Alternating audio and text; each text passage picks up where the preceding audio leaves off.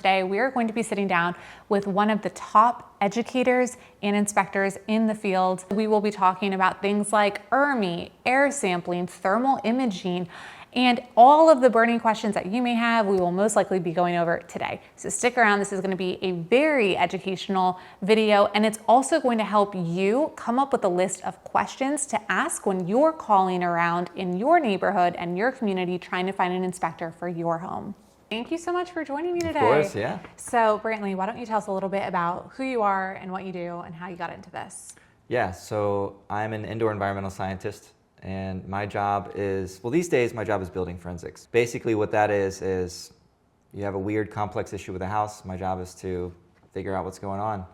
And so we usually get called in if there's something strange happening that the contractor or the HVAC person couldn't figure out.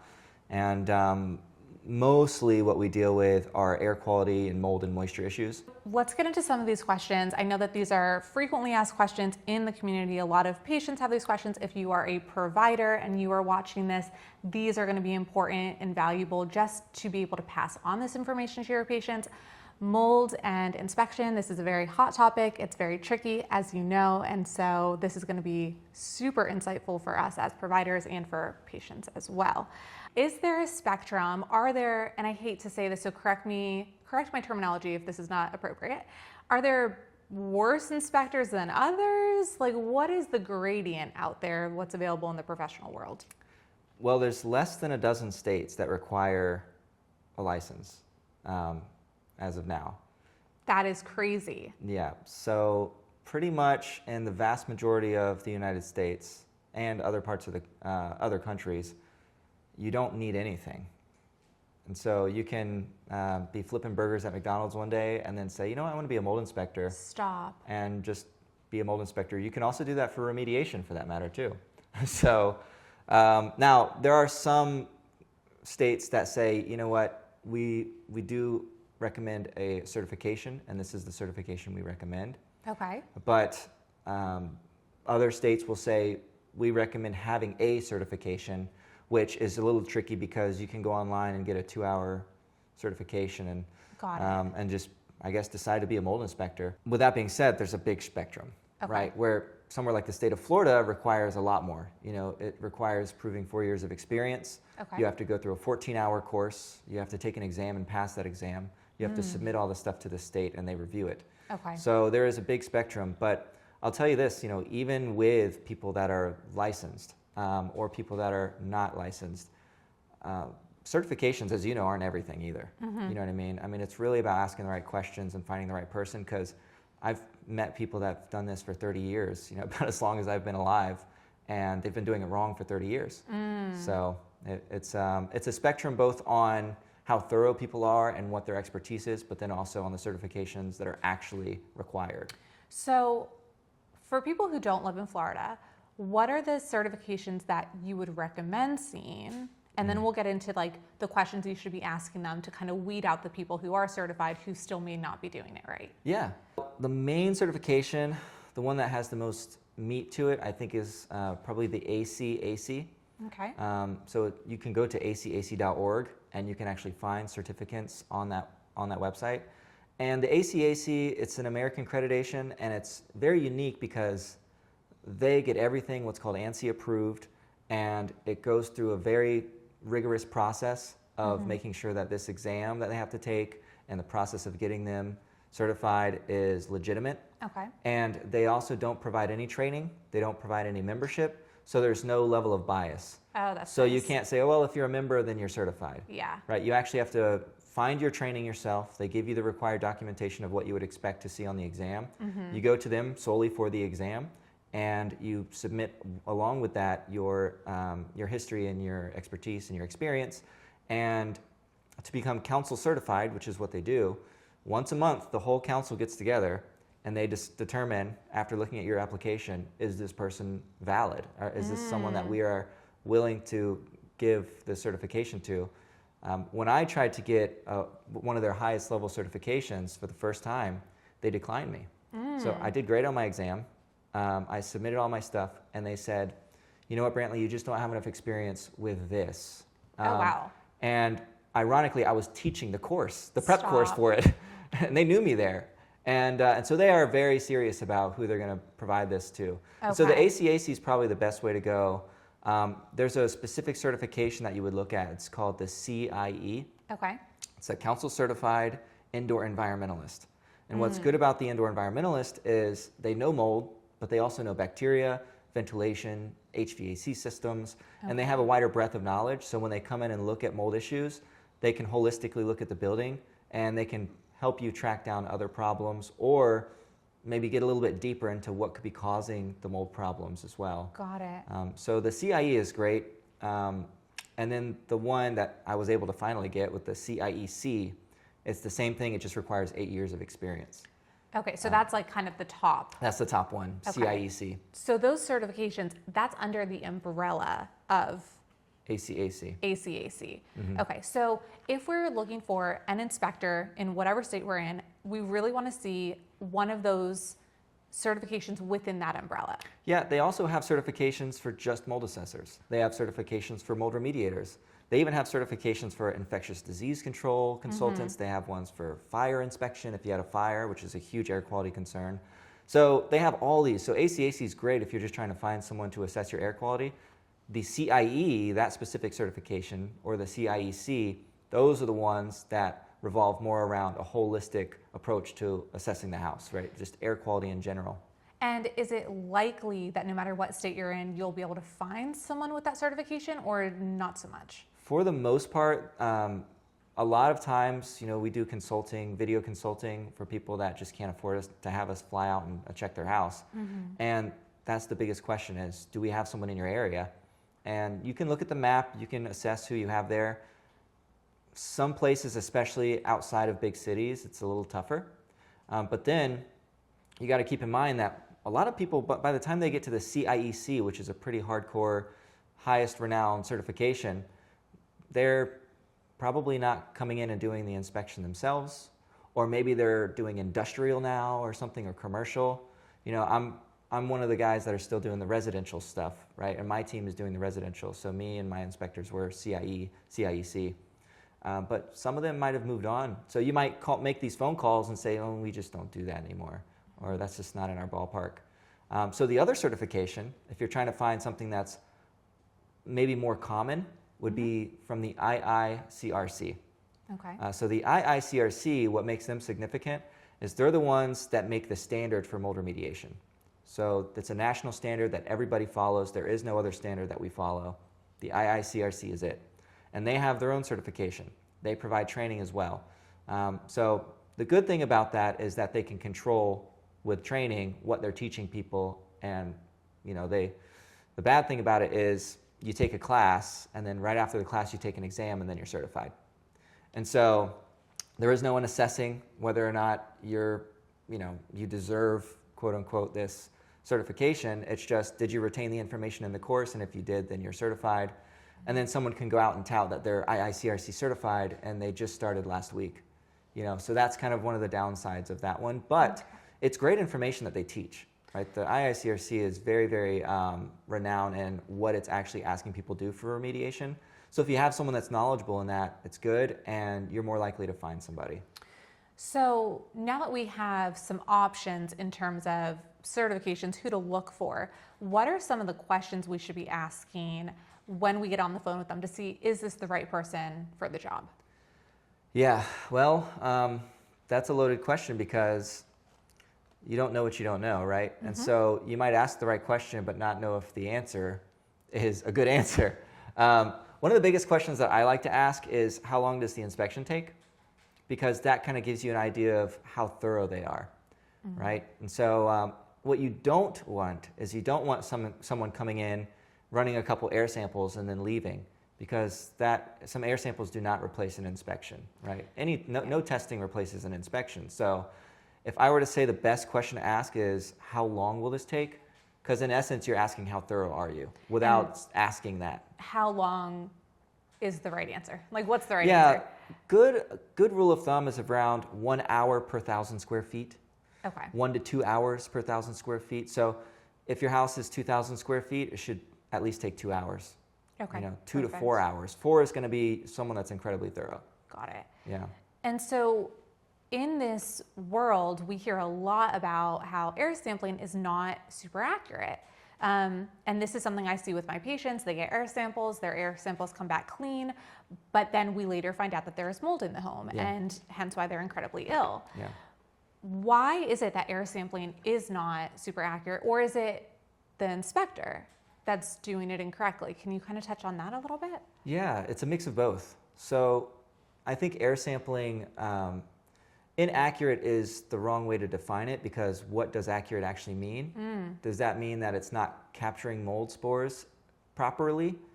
Is it not capturing the right flow rate that it's designed for? Or is it not telling me that I have mold in my house, right? Because it's not designed to tell you if you have mold in your house. So if that's how you're defining that it's not accurate, then you're wrong, because the actual test is accurate. Right? So as the mold spores passed by, basically the way a spore trap works, which is what these are, is it sucks air through a little cassette. The cassette has a little hole at the top, it's got a hole at the bottom, and on the inside it's got a little sticky microscope slide. And so as the air gets sucked in, anything that gets sucked in impacts onto that sticky microscope slide and send it off to a lab, and they just look at it under a microscope. So it's accurate in the sense that when the mold spore passes by, if it gets sucked in, it will impact. It's doing its job it's doing in its that job. sense. Yeah, but is a mold spore going to pass by in those 5 minutes that it's running? Maybe, maybe not.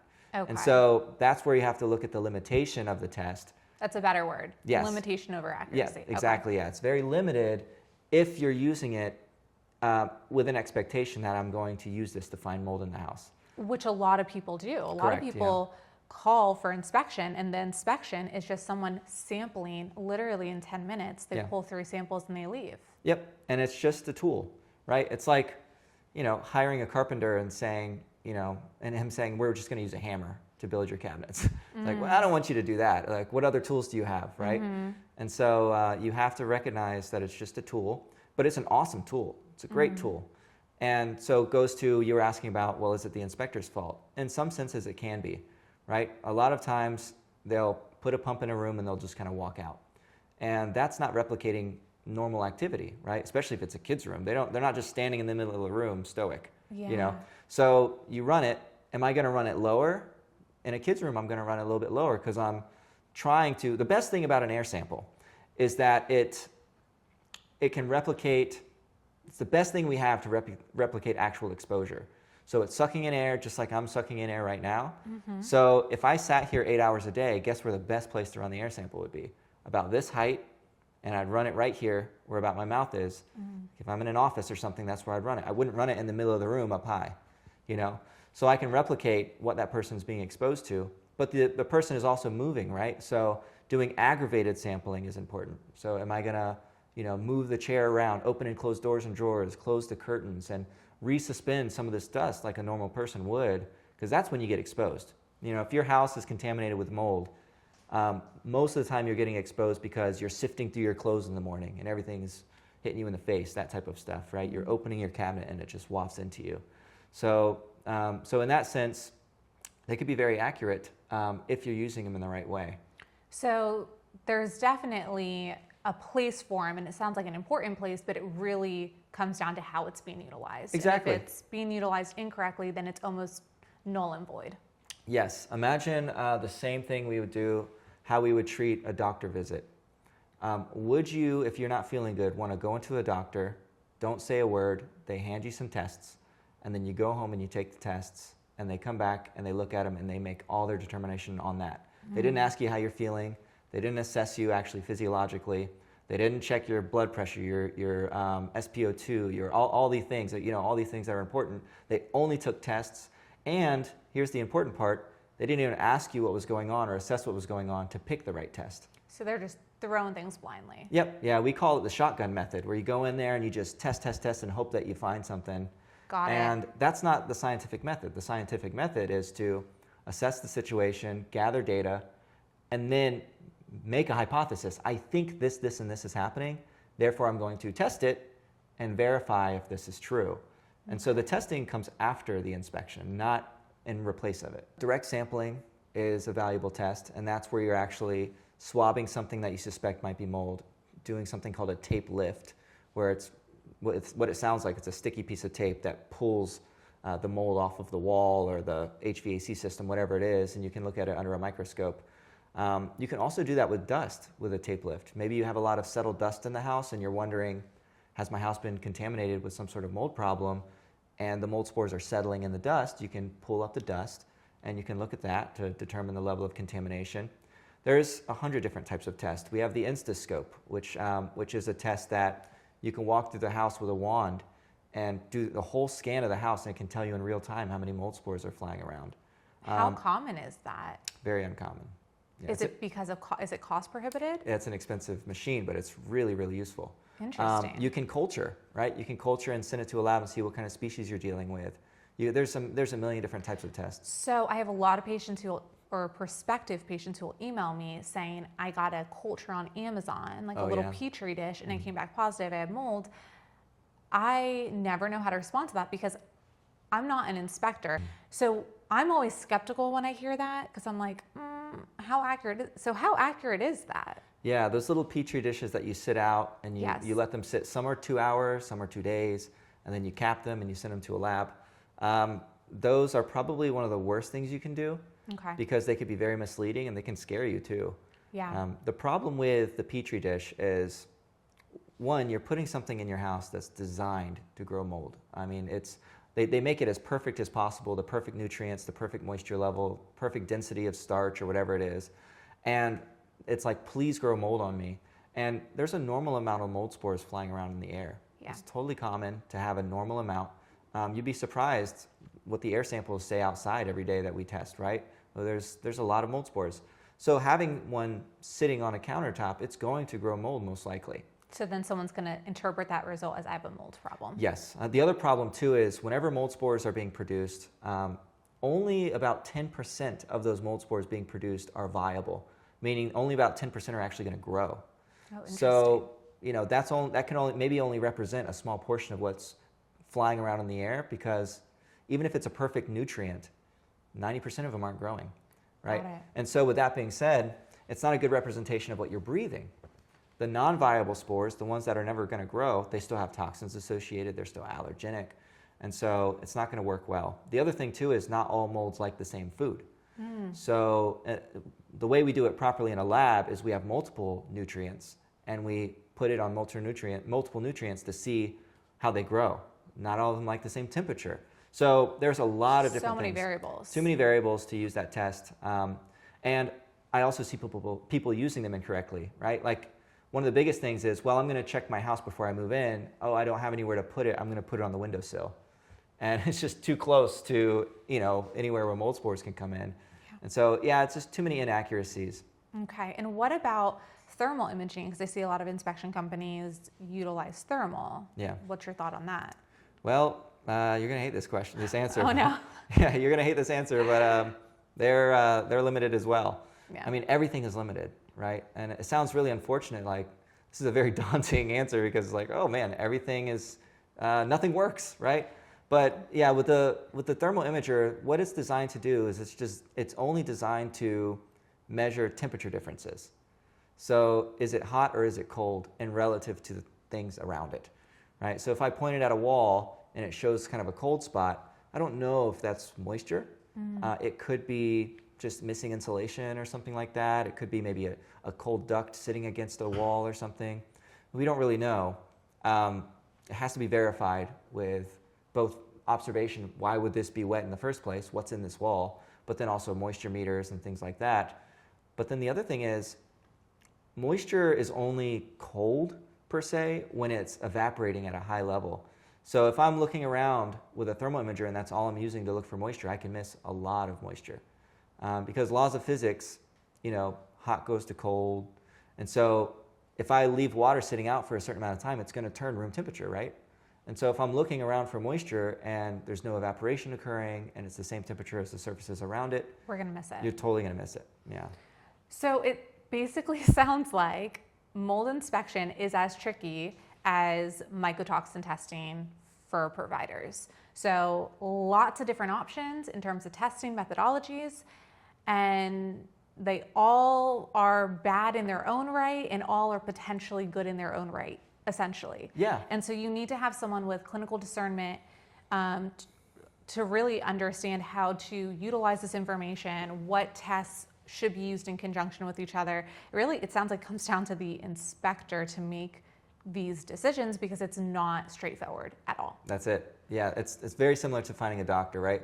It's not about what tests the doctors use. It's about what's the expertise of the doctor and can they recognize the limitations of that test? Can they use critical thinking skills to say, well, this test says this and this test says this. How can I cross-reference these to see what's going on? What's the whole picture here? What are the limitations of my tools? That's a huge thing that your inspector needs to know, right? Your inspector, if they don't know that your thermal imager doesn't always pick up moisture, that's going to be a bad day, right? Because then they're just going to scan the place and say, it's fine. You don't have moisture, right? Yeah. If they think that your spore trap sample is going to always catch mold flying around in the air, you're going to have a bad inspector. So it really does come down to the inspector. Now, all these tools are great. Spore trap sampling is great. Thermal imaging is great. Moisture meters are great. They've helped us a lot in the field. But if you don't understand when they can't help, then it's a problem. So this is, definitely building the case of it's tricky all around and you've got to find the right team, essentially. That's it. Yeah, you got to find the right person. And that's what it comes down to. A lot of people ask, what test is best? You told me that spore trap's limited. You told me that this is limited and the ERMI is limited and all these are limited. So what test do I use? Well, there is no answer for that. That's the wrong question, right? And when we say ERMI, just for people who are watching, is that when you reference the dust sampling? No, the ERMI itself is a little different than the tape lift that I mentioned, because the tape lift is quite literally a piece of tape. Imagine that I stuck it on a counter and peeled it up. ERMI is like a Swiffer or a piece of cloth. Yeah, and they have very different methodologies. Okay. So the dust test for the ERMI is what's called PCR testing, polymerase chain reaction testing, and it goes into a lab and they do a lot of fancy stuff with it to figure out how much DNA is in the dust. It's a chemical process to figure out what's going on, similar to how they would test you for COVID or something. Yeah.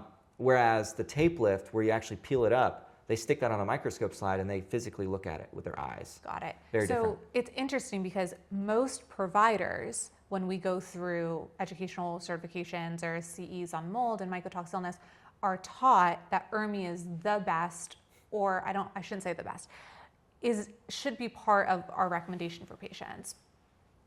And it's affordable, and I think that's maybe why. But what I see in clinical practice is you can have an elevated ERMI, but not have a mold issue in the home, at least that we've been able to find through inspection. So do we see false positives with ERMI? What are your thoughts on that? Yeah, the ERMI is the worst test I've seen used. It's very inaccurate, it's very misleading, and it's just some background on that test. The EPA used this as a test to do some research to figure out basically health concerns with people that had like COPD and asthma and things like that in housing. And it wasn't actually used to check for toxins. It was initially used for those types of things, respiratory issues. And they used it as during research. They developed the technology during research for carpets.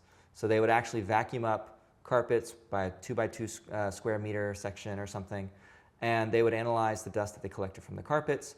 And they did a few houses, and they came up with this score of what's bad, what's good. Very poor research. It was never completed. It was never peer-reviewed or validated, and it just kind of fizzled. Somehow, this technology got into the hands of these labs, and they started using it, and they're still using the same score system that the EPA developed, which, they're so smart. They do everything right?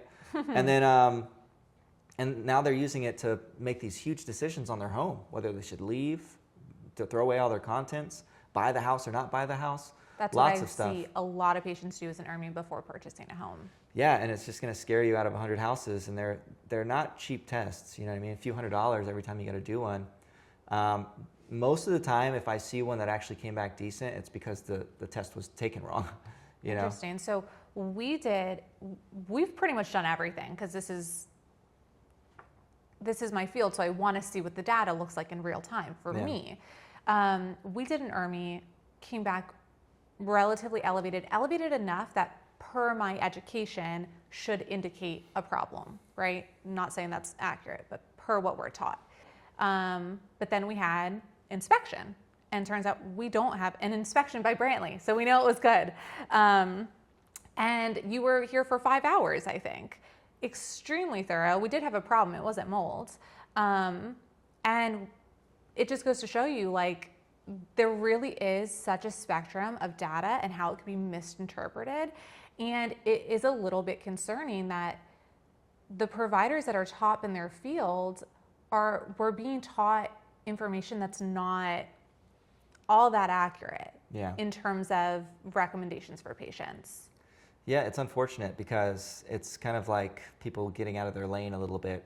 And, you know, you have someone that was medically trained giving you advice about your house, right? Giving you advice about a test for your house. Yeah. And I mean, unless your doctor wants to crawl through your attic and figure out what's going on, they really don't have a right to speak on the house, because most of the time, and this is a big danger, especially now with social media and stuff, people just repeat like a parrot what they were taught. And they don't actually understand the science. They just were taught this. Someone told the doctors that the ERMI was best, and then they just repeat it. Do they know why the ERMI is best? No, they only know what they were told why it's best, right? They don't actually understand the science, the limitations, what's going on with it. I mean, how many people are actually using it on carpet now? No, everybody's using it on Swiffer, but the algorithm was designed for carpet. And so imagine that we did all this research on, temperature. You know, your temperature should be 98.6 degrees. You put it under your tongue, and we got all this accurate data. And then I start taking my thermometer and putting it between my toes. And I'm like, oh my God, I'm hypothermic. You know, this is exactly what's happening. It's just you're using it incorrectly from the way it was intended. Yeah, and to this day, EPA has been telling people, stop using this test. You know, they've put out articles, this is very misleading information. And any lab that provides the ERMI is not allowed to be accredited.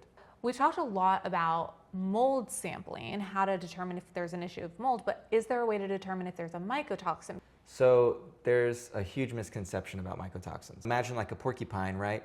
And a porcupine has all these little quills attached to it. That's pretty much the mycotoxins on the mold spore. So the porcupine is the mold spore, and then the actual quills on it are the mycotoxins connected to it. Got it. So mycotoxins do not fly around on their own. With that being said, if you do a good job of tracking down the mold spores or the sources of mold by proxy, you're finding the mycotoxins. So if I'm doing proper dust testing and I'm doing air testing and I don't see any mold spores in the air, I can then say, well, by proxy, there's no mycotoxins here either. Now, there are some nuances to that, and this is when you get into specialty testing, which there are specialty tests to test specifically for mycotoxins. Okay. One of those nuances may be, let's say you had mold growing on your drywall, and it's growing pretty bad. And someone decided to try to wipe it and clean it, and spray it and kill it, and then like maybe rip it out, and they created basically that drywall with all that mold on it. They ripped it into shreds, millions of little pieces throughout this process of demoing it and grinding it and sanding it, whatever. Well, if that stuff is flying around in the air and I check it in a spore trap sample, under a microscope, all I'm going to see is drywall bits and things like that. I'm not going to actually see a whole mold spore or a whole this. And so I might say, oh, there's no mold here. But there could have been mycotoxins and bits of mold spore in that.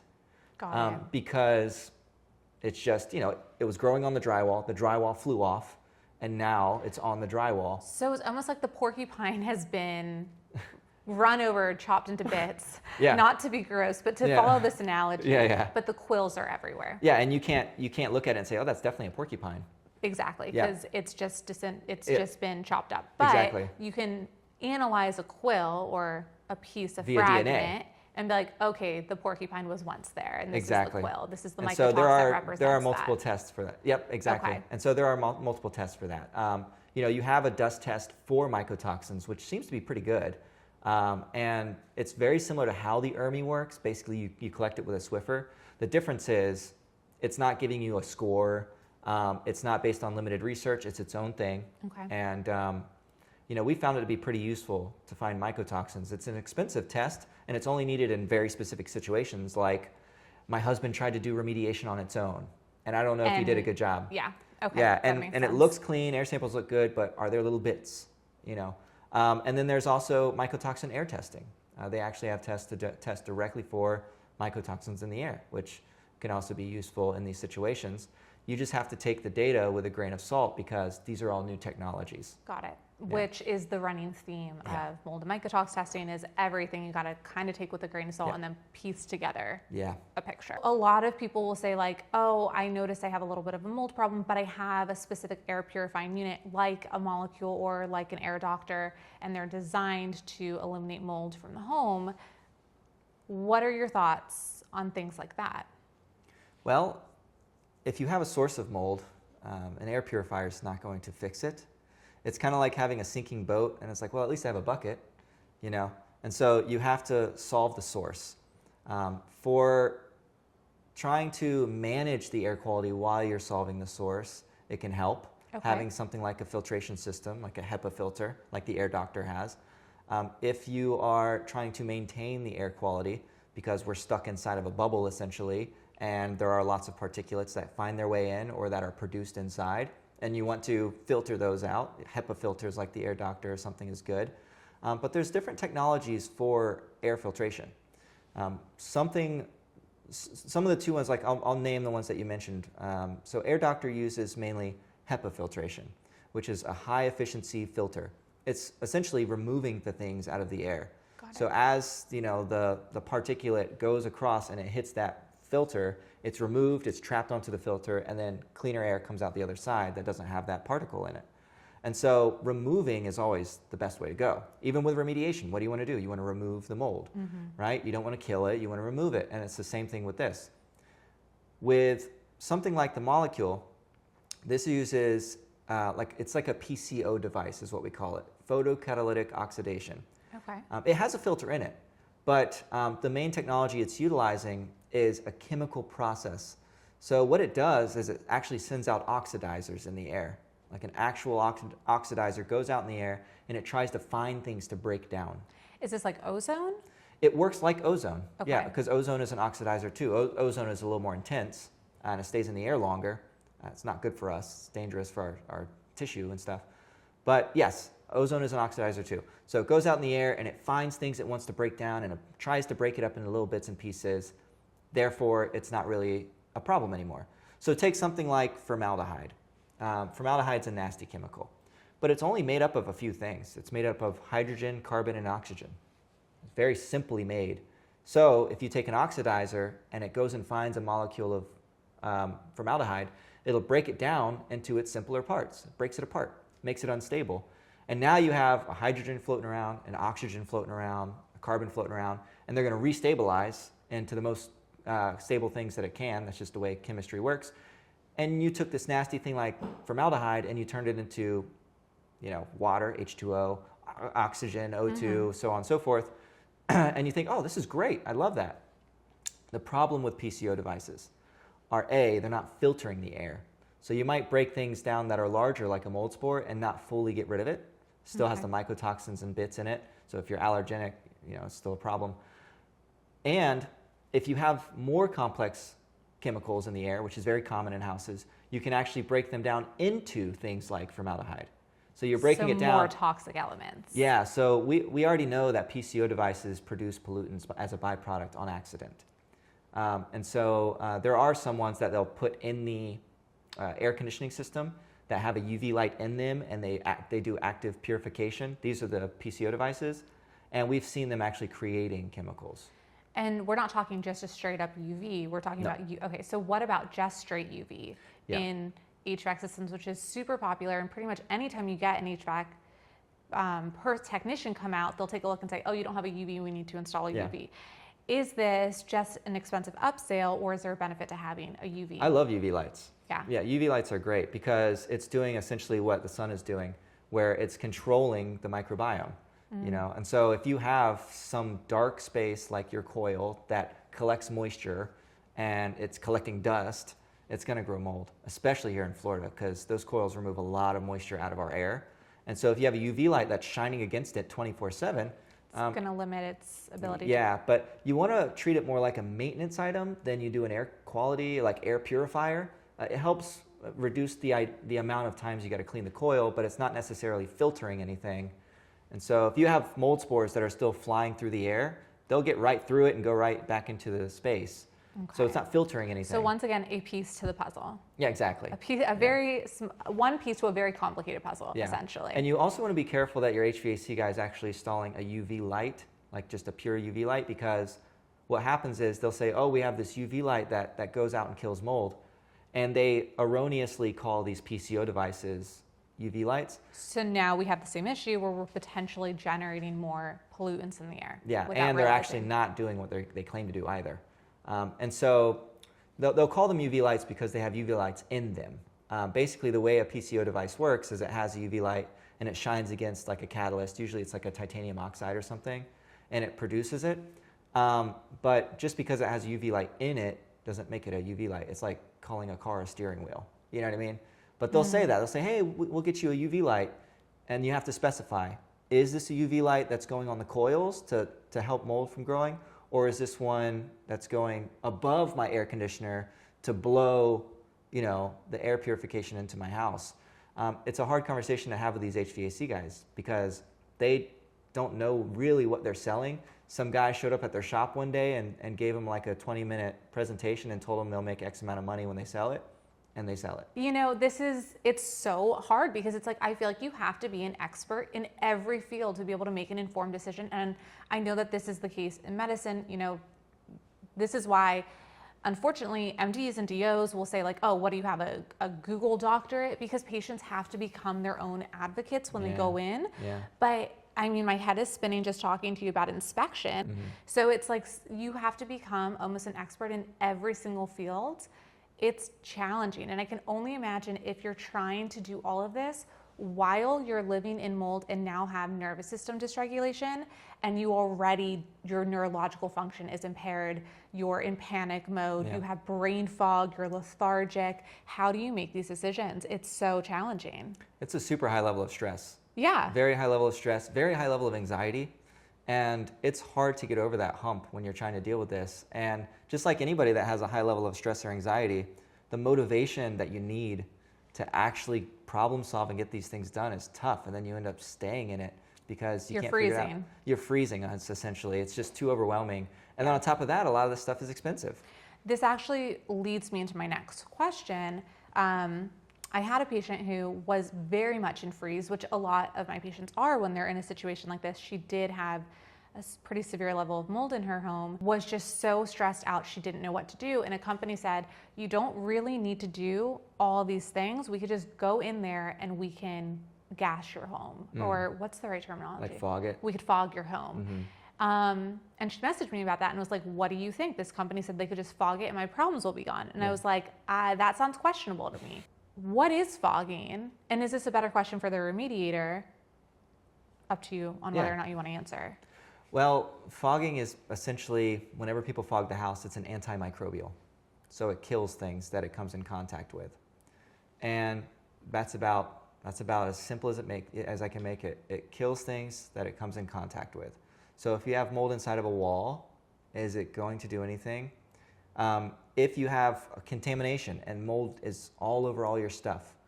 Let me ask you, Julianne, if you had mold all over all your stuff and it's all contaminated and you killed it, would you feel better that it was dead, or would you still? I would want it gone. You would want it gone, right? Yeah. Yeah, and so you want it removed.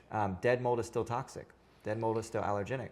And so fogging is a cool method to use in tandem with a good remediation and source removal, but it doesn't replace it. Okay, so essentially, and I've had this happen with a lot of patients, they feel worse after fogging. Mm-hmm. Is it possible that they just created a more toxic environment by killing everything? Well, totally, but it's for a couple reasons. One, you have to know what they're fogging with. That's true, because maybe it's the chemical itself that they're reacting to. Yeah, most of the chemicals that are used out there are actually really bad. And the last thing you want to do is fog everything, and then it lands all over your kids' toys and all over your couch. And now you're being exposed to this additional toxin. Exactly. But then the other thing too is people don't realize that we're dealing with a living organism that's incredibly intelligent. I mean, mold. It's like the oldest organism, right? It's one of the oldest organisms. Yeah, I mean, archaea and bacteria, which we deal with in our houses too, are some of the oldest. And then you also have the mold fungi kingdom is very, very old, and they're incredibly intelligent. And they're living. And so what does anything do when it gets attacked? It's going to fight back. Yep, and that's one of the reasons that they actually produce mycotoxins.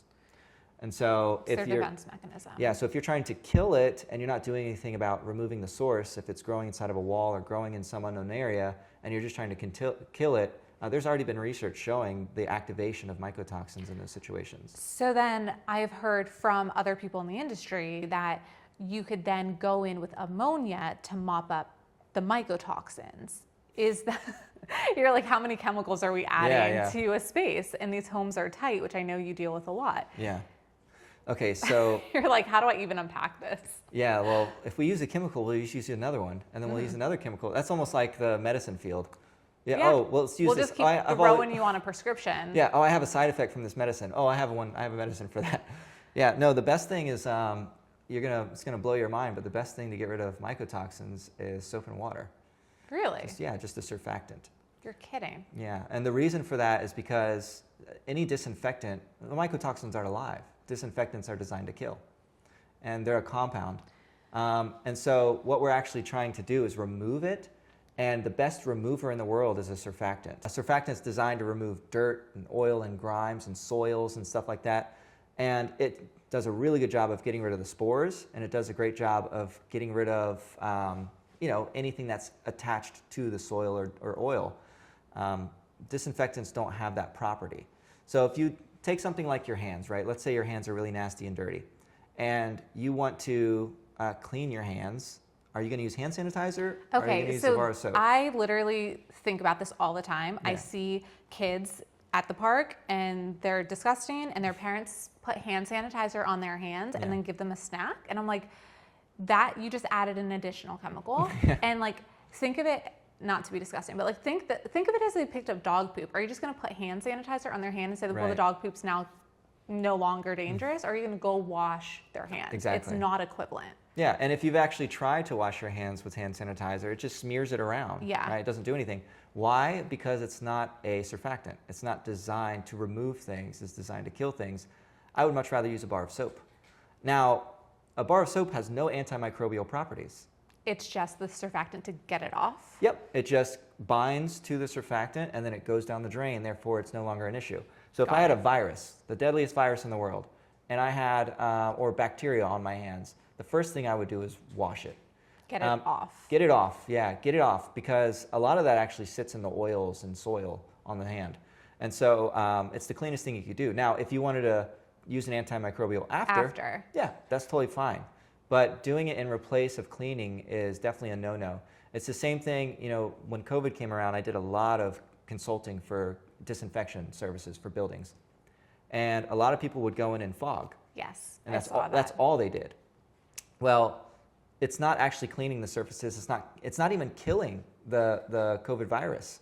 And the reason is, imagine you had a table, right? And you had this micro level, which is usually the case, like a micro level of soil and oils and stuff on the table.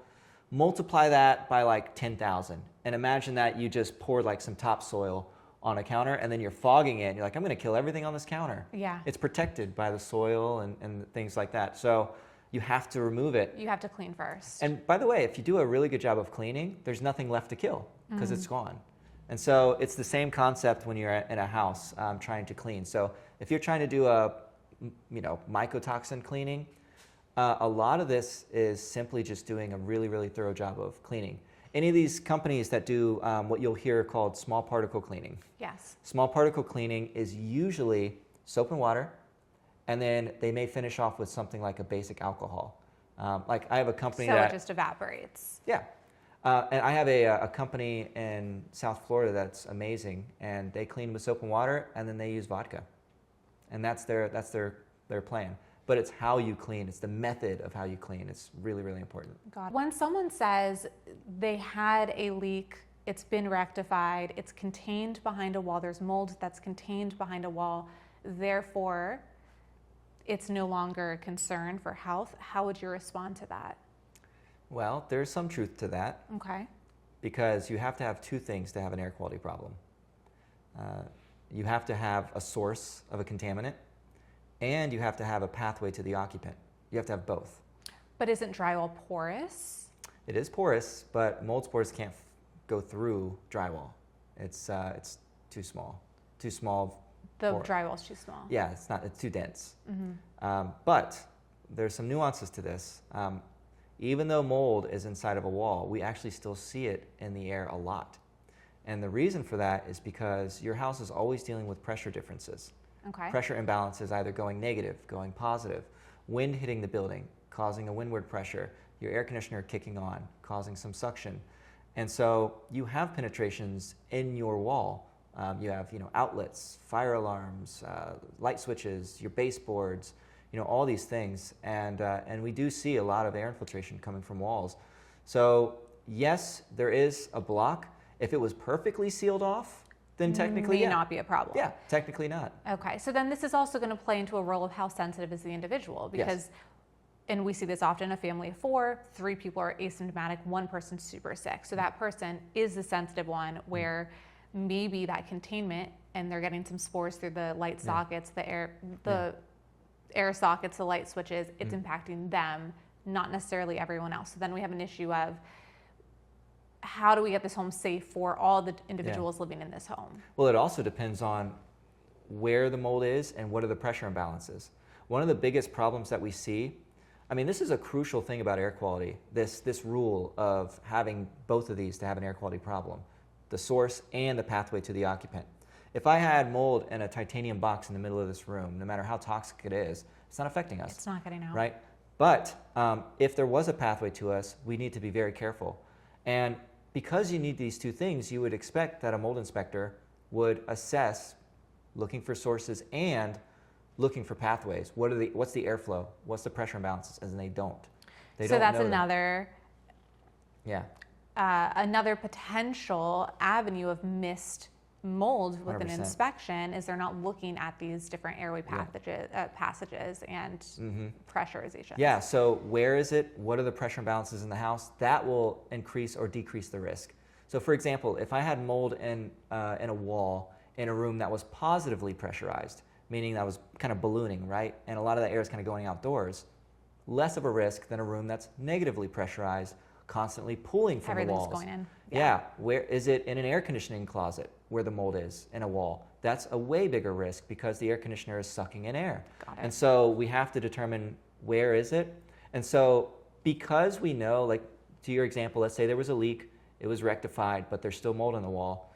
Well, because we know that there is a chance of pathways, we still have to take care of it no matter what. Got it. Yeah, we still need to take care of it. And a lot of times these contractors, they don't understand the science behind these pathways. We run blower door testing all the time, which blower door test is it's basically a big fan that you put on the front of the house, and it sucks all the air out of the house. And you can find where the air is coming back in. So it depressurizes it, and you can find And then you pathways. can find the areas in which. Yeah, and so we see all the time that there's airflow issues coming from wall cavities constantly. Yeah, a lot of interior walls are actually connected to your attic. So if your attic is pulling air in, it goes through the wall and then it comes out of an outlet or something like that. And now you're getting attic air too and all these nasty things. So yeah, the pathways are important. Oftentimes people will say, I don't smell mold, therefore I think my house is fine. Can we even utilize our sense of smell when it comes to saying whether or not a house is moldy? No. That's an easy answer. All right, next question. All right, love it. Yeah, but no, so just like with any other organism, it produces compounds when it's in a metabolic process. So just to be a little bit immature here, the reason that I would be farting a lot is because I ate a lot of beans, and I just had one of those days. My GI wasn't happy, and but it's a metabolic process. What you're smelling when you're smelling this mold is essentially mold farts. It's like the metabolic process of digestion. These are actually called MVOCs, microbial VOCs. Okay. So these are volatile organic compounds that are produced by the mold because of their metabolic process. So with that being said, mold eat more smelly. Mold don't eat, not smelly. But does not determine how much mold there is. Exactly, yeah. You could have bought a house that was flooded and there's mold inside of all the walls 6 feet high. All the walls are affected, but if it's dry right now, you're not going to smell it. There's no metabolic process, they're not eating, they're not active, and you won't smell it. Why are homes built so poorly now? Why are homes prone to molds? Yeah, well, back in the day, like 50s, 60s, before the energy crisis in the 70s, we used to build out of lumber. We didn't have great insulation, and we had better building materials and better practices. And water needs energy to dry. So if I spilled some water on this floor here, eventually it would dry out because it's evaporating. You need heat, you need energy for that to occur. And in these older, less energy efficient buildings, moisture would get in a wall. You had materials like real wood, 1,000-year-old logs, that were actually soaking in a lot of the water. They had what's called a high hydric buffer capacity. They could soak a lot of it in, and the rest of it would dry because the insulation was crappy, so there was a lot of energy transfer. Now flash forward to today, where super energy efficient, which means no energy transfer through a wall. We make everything out of OSB and paper, where we used to make it out of logs and plaster. And so now you have this wall system that's made out of something that has a very low hydric buffer capacity, like OSB. We used to sail wooden boats across the ocean. Try doing that with OSB. It's not going to go very far, right? And then now we have paper-backed drywall and things like that. And then when the water gets in there, it doesn't dry because it's so energy efficient. There's no energy transfer, and things start to rot. Things start to get moldy. And so then we've introduced air conditioning systems where we're keeping our houses at 70 degrees. So you get hot, humid air coming in. It hits a cool surface. And we've just made a recipe for disaster. As we build these buildings tighter and tighter and tighter, now there's less chance of dilution in the air. So maybe the house in the 1800s did have a mold problem, but it was so air leaky and so diluted, you had so much outdoor air, it didn't matter so much. Now you're stuck inside with it. So there's a lot of factors that I can go on and on about that are causing these modern buildings to make people more sick. On top of that, you also have chemicals that are introduced with the new building materials. You're stuck in there with that, so your load is just totally overburdened. So it's not always just the mold that's potentially making these people sick. Sometimes it's the VOCs and these other chemicals because it can't get out because the houses are built so tight. Is that accurate? Yeah, one of the biggest misses in air quality is ventilation. So the solution to pollution is dilution.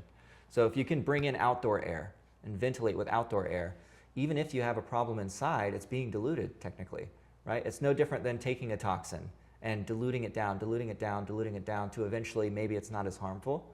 And so some people, there's kind of a factor that equals the same answer. So high level of mold, high ventilation could be maybe a medium exposure. Very low level of mold, no ventilation can be a medium exposure. Interesting. Because you're stuck inside with it. So this is such a multifactorial issue. It really, mold can be a factor, but it really is your air quality and air flow that's going to determine how potentially sick someone can get. And of course, there's individualistic factors, someone's detox pathways, whether they have genetic susceptibility to impaired detox, their toxin load, other autoimmune conditions, stress, all that's going to play a role. But ultimately, it's really about how good your air quality is. Yeah, that's it. You have to look at the holistic picture. So whenever you have someone coming in to do a mold inspection, I encourage you to try to find someone that can actually assess the house holistically. Say, okay, well, yes, I'm worried about mold, but what else could be going on in here? Am I using the wrong products in the house? Is it a newer build where chemicals could be a factor? Do I have combustion appliances? Should we look at the gas appliances in here? What about allergens, air infiltration? Am I getting attic air coming in, which has a host of other things? You've got rats and bugs and fiberglass and all these other things. How much outdoor air is coming in and getting stuck? Do I have seasonal allergies? Because guess what? Now they're going to turn into annual allergies. Yeah. So there's a lot of things that you have to factor in when you're looking at a house. Mold is a piece of the puzzle. And so even if you're dealing with a mold issue, I highly recommend looking at these other factors. That way, even if the house isn't your cause of the mold and it's somewhere else or something from the past or whatever the case may be, you still need a place to heal. You need a place for your body to tone it down a little bit. And so having a place that has good air quality all around is still really, really important. That's a really, really good point. And, to Brantley's point, we had him inspect our home, wanted to make sure we did not have mold. My son had a chronic cough for months and months, would wake up every single morning, was coughing all night. I thought for sure there was mold in the room he slept in. And turns out we just had a super high VOC issue because of the way that these new houses are built. We addressed the VOC issue per his recommendations, and lo and behold, he has not coughed since. So many different things can produce the same symptoms. Chronic cough is often a symptom of mold mycotoxin illness, but as we know, it's also a symptom of just high VOCs that are aggravating the respiratory system. Yeah, so definitely got to keep those other things on your radar. When you start getting tunnel vision on mold, you might miss other things. Yeah, that's a great point. Yeah. Well, thank you so much. Is there anything that we missed? Not that I can think of. Okay, well, this was great. Thank you so much for being Of here course. and for taking the time to do this and for educating everyone. I know that these are questions that we have all had, burning desire to understand more of, and it's very, very difficult to get someone who's an expert in their field to sit down and talk to us about it. So thank you. I really appreciate your time. Glad I was able to help.